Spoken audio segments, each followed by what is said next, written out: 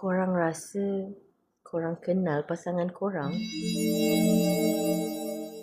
Lepas korang tengok filem Lost in the Stars, korang akan mula rasa ragu-ragu dengan orang yang duduk sebelah korang.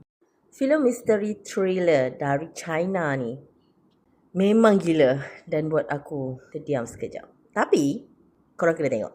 Cerita ni sebenarnya asyik lalu je dekat FYP aku. So cerita dia pasal seorang lelaki yang bernama He Fei. Isteri kaya dia bernama Li Muzi.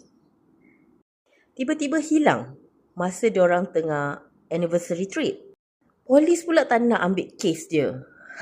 Tapi plot twist dia mula bila satu hari dia bangun dari tidur dan ada seorang perempuan cantik kat sebelah dia dan mengaku, "I lah isteri you."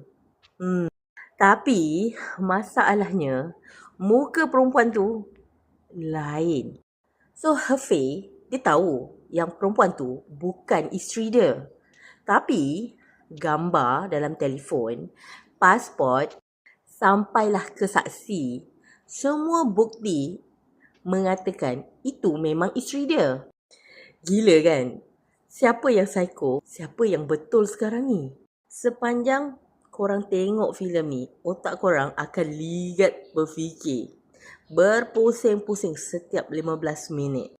Dan bila masuk babak ending, ya Allah, pendedahan dia memang gelap, seram, kejam dan buat korang rasa geram gila.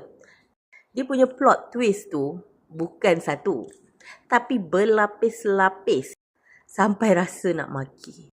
Apa yang aku suka pasal filem ni, dia bukan setakat misteri orang hilang yang biasa-biasa je. Tapi dia juga membawa mesej yang mendalam pasal sifat tamak haloba manusia dan bahayanya perjudian. Lakonan orang semua mantap dan sinematografi diorang pun cantik macam lukisan Van Gogh. Aku 9/10.